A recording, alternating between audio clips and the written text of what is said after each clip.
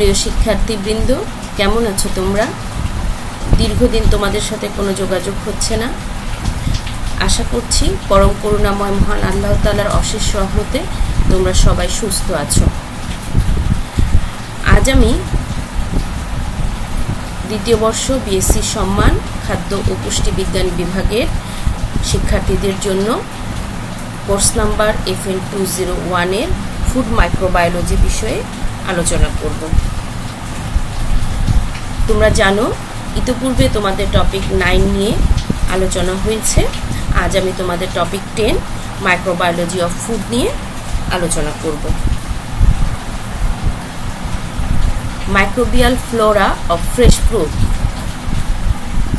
Flora বলতে আমরা বুঝি micro organisms that live on or within the body to compete with disease-producing microorganisms and provide a natural immunity against certain infection. It also called normal flora. অর্থাৎ Flora হলো সেই সকল micro organism যারা দেহে অথবা দেহের বাইরে অবস্থান করে এবং রোগ সৃষ্টি করে। সাধারণত এরা কিছু কিছু ইনফেকশনের জন্য ন্যাচারাল ইমিউনিটি তৈরি করে। এদেরকে আমরা নর্মাল ফ্লোরাও বলে থাকি। ফুড স্পয়েলেজ সৃষ্টি করার জন্য এই মাইক্রো অর্গানিজমগুলো খুবই গুরুত্বপূর্ণ। The former is when food is eaten which looks normal, smells normal and taste normal.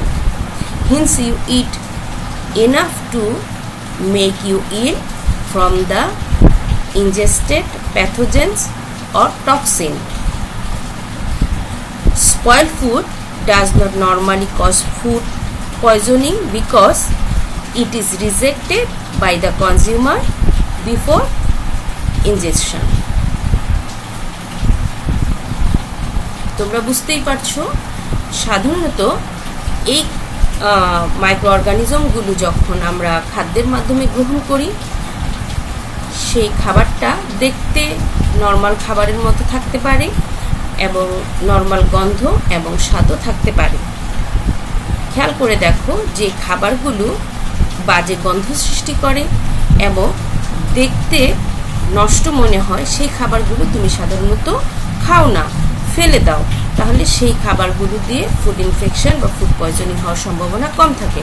সাধারণত ফুড পয়জনিং এই সকল স্পয়েল খাবার থেকে হয়, আর ফুড ইনফেকশনগুলো খাবারের মাধ্যমে এই প্যাথোজেনগুলো দেহে প্রবেশ করে।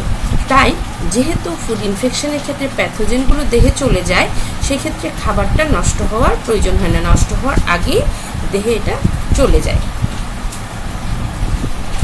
সাধারণত মাংস এবং অন্যান্য ডেইরি প্রোডাক্টকে অণুজীব বৃদ্ধির জন্য আমরা আদর্শ মাধ্যম বলে থাকি, কারণ দেয়ার high nutritional value and the presence of easily utilizable carbohydrates, fats and proteins.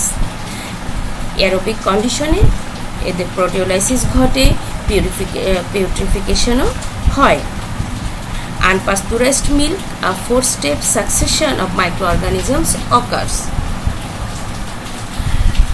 Fruits and vegetables have much lower protein and fat content, undergo different kind of spoilage.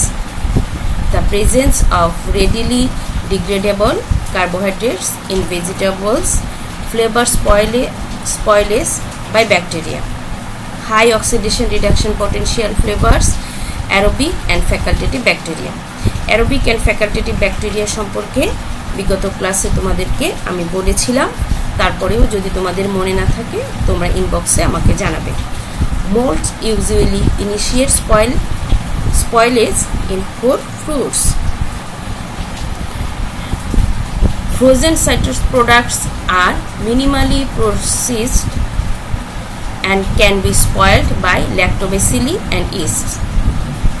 Grains, corns and nuts can spoil when held under moist conditions. This can lead to production of toxic substance including aflatoxin and fumonisin. Ergotism is caused by hallucinogenic alkaloids produced by fungi in corn and grains. Aflatoxin carcinogens. Aflatoxin can appear in meal, have been observed in beer, coca, raisins and soybean meals. Aflatoxin sensitivity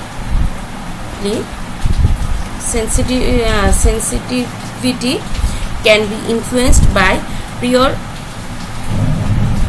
disease exposure, যেমন hepatitis B infection increases sensitivity.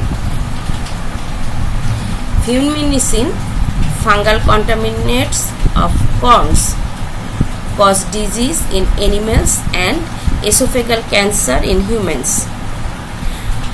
Disrupt synthesis and metabolism of phingolipids.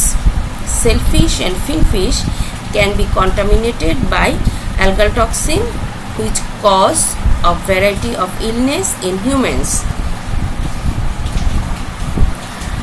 এই স্পয়েলেজগুলো আমরা কিছু কিছু পদ্ধতির মাধ্যমে control করতে পারি, যেমন মাইক্রো অর্গানিজমগুলো রিমুভ করে। এক্ষেত্রে আমরা water, wine, beer juice, soft drinks and other লিকুইডসকে ফিল্ট্রেশন করতে পারি, যার ফলে এটা মাইক্রো অর্গানিজমগুলো রিমুভ হয়ে যায়।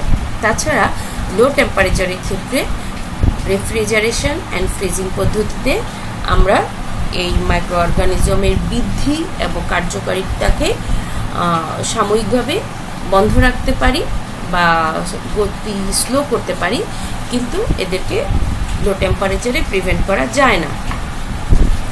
হাই টেম্পারেচারের ক্ষেত্রে HTST মেথড এবং UHT মেথড ব্যবহার করা হয়। HTST মেথডকে বলা হয় high temperature short time method, যেখানে 71 ডিগ্রি সেন্টিগ্রেড তাপমাত্রায় 15 সেকেন্ড খাবারকে উত্তপ্ত করা হয়। আলট্রা হাই টেম্পারেচার বা UHT পদ্ধতিতে 141 ডিগ্রি সেন্টিগ্রেড তাপমাত্রায় 2 সেকেন্ডের খাবারটাকে উত্তপ্ত করা হয়, তারপর দ্রুত ঠান্ডা করে খাবারটা সংরক্ষণ করা হয়।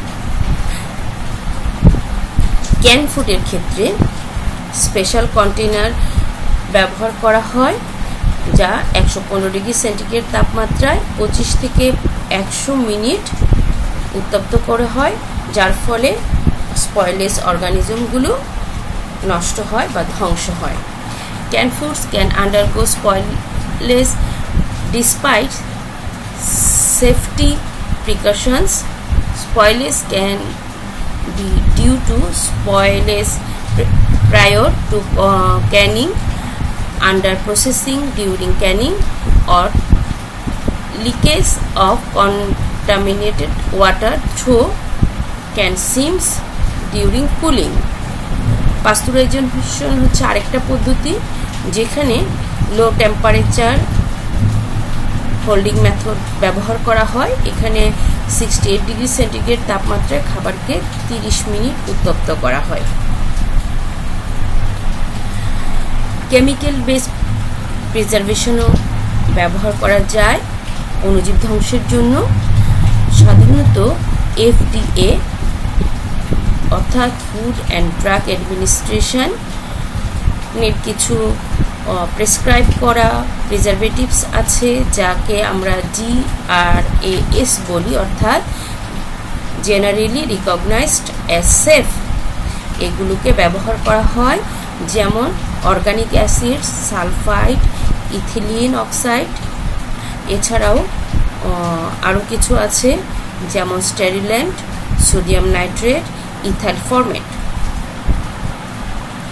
এগুলোর মাধ্যমে খাবার হতে মাইক্রো অর্গানিজম রিমুভ করা হয়। কিছু খাবারকে আমরা দেখে অণুজীব আছে কিনা বা অণুজীব জন্মেছে কিনা তা বুঝতে পারি। যেমন ডিমের ক্ষেত্রে কখনো কখনো দেখা যায় ডিমটা যদি পোড়ানো হয়ে যায় বা মাইক্রো অর্গানিজম আক্রান্ত হয়, খাওয়ানো উপযোগী হয়, তাহলে খোসা থেকে ডিমের কিছু অংশ বের হয়ে যেতে পারে, অথবা পোড়ানো দেখা যেতে পারে, কালারটা কিছুটা চেঞ্জ মনে হয়।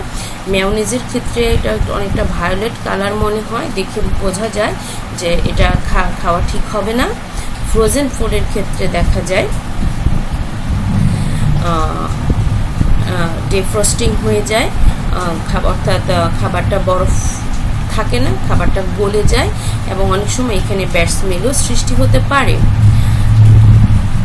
সাধারণত কোনো খাবার যদি এক্সপায়ার ডেট অতিক্রম করে ফেলে তখন সেই খাবারগুলো নষ্ট হয়ে যায়, ধরে নিয়ে আমরা সেই খাবারগুলো ফেলে দিব। মাংসের ক্ষেত্রে দেখা যায় যে রেফ্রিজারেশনে যদি মাংস রাখা হয় তাহলে কিছুদিন পরে সেটা নষ্ট হয়ে যায় এবং একটা নির্দিষ্ট সময় পরে সেই খাবারগুলো খেলে ফুডবর্ন ইলনেস দেখা দেয়। ব্রেডের ক্ষেত্রে কিছু কিছু স্পট দেখা যায়, হেজি হেয়ারি ভাব দেখা যায়। এই ব্রেডগুলা খেলে সাধারণত ফুড ইনফেকশন বা ফুড পয়জনিং হতে পারে। সাধারণত ব্রেডগুলো দেখা যায় কোনো সময় শক্ত হয়ে যায়। ব্রেড যখন তোমরা ছিঁড়বে তখন হেয়ারি একটা ভাব থাকে, একটু ফুজি ভাব লক্ষ্য করা যায়, কোনো সময় একটু গ্রিনিশ ভাব হয়, তখন এই খাবারগুলো খাওয়া ঠিক হবে না। আটার ক্ষেত্রে আটাটা যখন নাড়াচাড়া করা হয় তখন একটু ধোয়া ধোয়া ভাব ওঠে, মনে হয় যে একটু ঘোলা ঘোলা ধোয়া উঠছে, তখন এই আটাটা না খাওয়াই ভালো।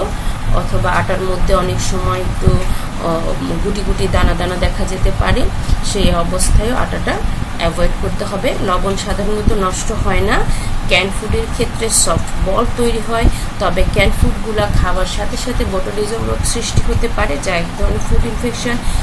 তাই অবশ্যই এই ক্যান ফুডগুলো খাওয়া এই অবস্থায় ক্যান ফুডগুলো খাওয়া বন্ধ রাখতে হবে বা ক্যান ফুডটা ফেলে দিতে হবে। আলুতে কোনো সময় দেখা যায় শিকড় হয়, গাছ গজায়, অথবা আলুটা একটু ভার ভার মনে হয়, ভেজা ভেজা মনে হয়, তখন এই আলুটাকে না খেয়ে আলুটাকে ফেলে দেওয়া উচিত। যে কন্টেনারগুলিতে খাবার ক্যারি করা হয় বা খাবার সংরক্ষণ করা হয়, যদি সেই কন্টেনার খালি হয়ে যায় তাহলে সেই কন্টেনারটা দ্রুত পরিষ্কার করতে হবে। যদি তাৎক্ষণিকভাবে পরিষ্কার না করা হয় তাহলে সেটা রেফ্রিজারেশনে সংরক্ষণ করতে হবে। সাধারণত দেখা যায় যে সকল মায়েরা বাইরে কাজ করেন বা মেয়েদের উপরে খাবারের দায়িত্ব থাকে, তারা সাথে সাথে অনেক সময় পরিষ্কার করেন না, তখন এগুলো ফ্রিজেই সংরক্ষণ করে রাখা ভালো পরিষ্কারের আগ পর্যন্ত। আজ এই পর্যন্তই থাকুক। আশা করছি আজকে যেই অংশটুকু তোমাদের আলোচনা করা হলো তোমরা বুঝতে পেরেছ। একটু কঠিন মনে হলে বারে বারে শুনবে, পড়ার চেষ্টা করবে, আশা করছি তোমরা এটা বুঝতে পারবে। যেহেতু আমরা একটা কঠিন সময়ের মধ্য দিয়ে যাচ্ছি, প্রত্যেকেই আমরা সচেতন থাকব, বাসায় অবস্থান করব এবং বারে বারে হাত ধোবো, নিজের পরিষ্কার পরিচ্ছন্নতা মেনে চলব। তোমাদের সাথে শীঘ্রই আবার দেখা হবে। তোমরা সবাই ভালো থাকো, সুস্থ থাকো, এই কামনাই করছি। তোমাদের সবাইকে ধন্যবাদ।